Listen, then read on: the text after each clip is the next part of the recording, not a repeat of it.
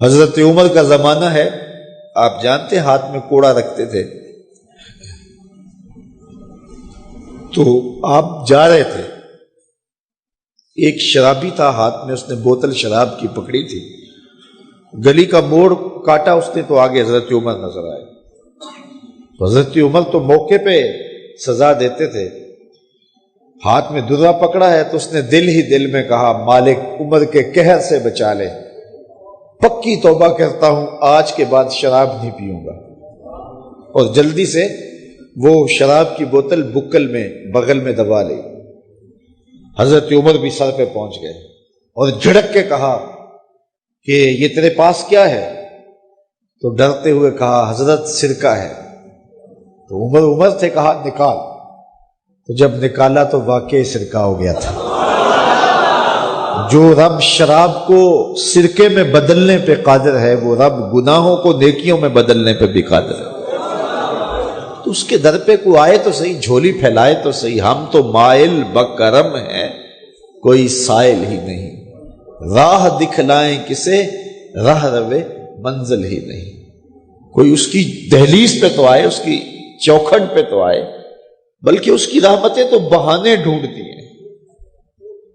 بشر حافی ایک بہت بڑے شرابی تھے اور زندگی شراب کے نشے میں دھت گزرتی تھی۔ ایک دن گلی سے گزر رہے تھے، کاغذ کا ایک ٹکڑا دیکھا، اس پہ رب کا نام لکھا تھا۔ یار بندہ گناہ گار ہو بے ادب نہ ہو، گناہ گار ہو بے ادب نہ ہو۔ تو کاغذ کے ٹکڑے پہ رب کا نام لکھا تھا، اس کو اٹھایا، چوما، صاف کیا، خوشبو لگائی اور اونچی جگہ پہ رکھ دیا کہ یہ میرے رب کا نام ہے، اور شراب پینے پھر میخانے میں چلے گئے۔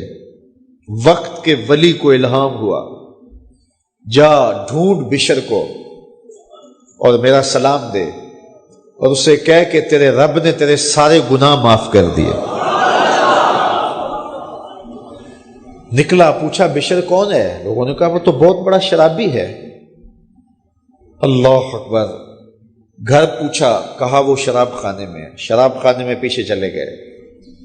وقت کا ولی اللہ شراب خانے کے دروازے پہ دستک دے رہا ہے۔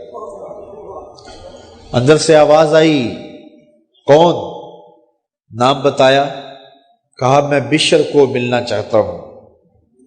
کہا وہ تو نشے میں دھت پڑا ہے۔ ساقی میخانہ نے کہا کہ وہ تو نشے میں دھت پڑا ہے، کہا اسے ملنے آیا ہوں۔ تو اس نے جا کے کہا کہ باہر تیرا کوئی مہمان ہے۔ تو بشر نشے میں ہی ڈولتا ہوا ننگے پاؤں دروازے پہ آیا۔ اللہ کا ولی کھڑا تھا، کہا کہ تیرے رب نے تجھے سلام بھیجا ہے، تو نے اس کے نام کی قدر کی تھی اور اس نے تیرے سارے گناہ معاف کر دیے۔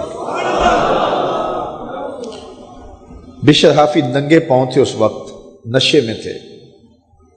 نشہ شراب کا تھا، لیکن رب کا سلام آیا تو یہ نشہ اس سے بھی اوپر تھا۔ جھوم اٹھے اور کہا کہ میں اب رب کا سلام آیا ہے تو اب میں ننگے پاؤں تھا، اب ساری زندگی میں جوتا نہیں پہنوں گا۔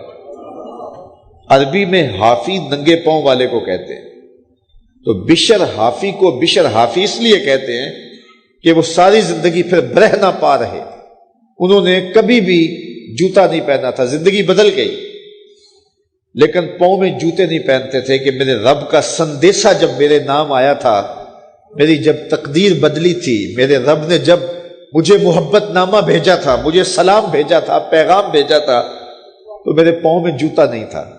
تو بشر حافی جوتا نہیں پہنتے تھے، تو رب نے کرم یہ کیا کہ بشر حافی نے گھر سے مسجد میں جانے کے لیے جو راستہ اختیار کرنا ہوتا تھا، اس راستے پر جانور گوبر نہیں کیا کرتے تھے، جانور لیت نہیں کیا کرتے تھے۔